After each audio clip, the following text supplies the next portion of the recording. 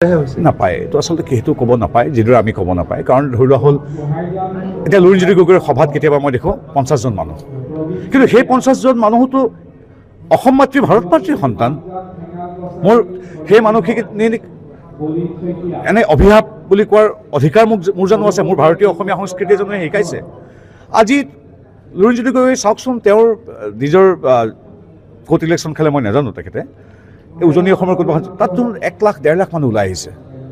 সেই মানুহখিনিক অভিশাপ বুলি কোৱাটো কেনেকুৱা এটা কিমান এটা বেয়া কাম আপুনি ভাবি চাওক ইয়াত জিন্দাবাদ মুৰ্দাবাদ আমুকক ভোট দিম আমুকে চৰকাৰ কৰিব আমুক বেয়া সেইবিলাক কওক আমাৰ কথা নাই কিন্তু এই যে ৰাইজ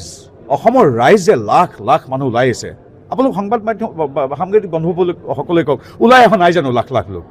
সেই মানুহক অভিশপ্ত বা অভিশাপ বুলি ক'ব পাই জানো গতিকে তেওঁলোকৰ কোনো কথাই নাই যিজন মানুহে 860জন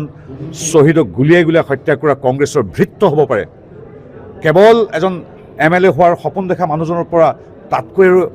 আমি কি আশা কৰিব পাৰোঁ নিজৰ মাতৃভূমি অসমৰ সন্তানসকলকে যদি অভিশপ্ত বা অভিশাপ বুলি কয় সেই মানুহজনৰ পৰা কি ক'ব পাৰোঁ যিকোনো খবৰৰ বাবে যোগাযোগ কৰক আমাৰ এই নম্বৰত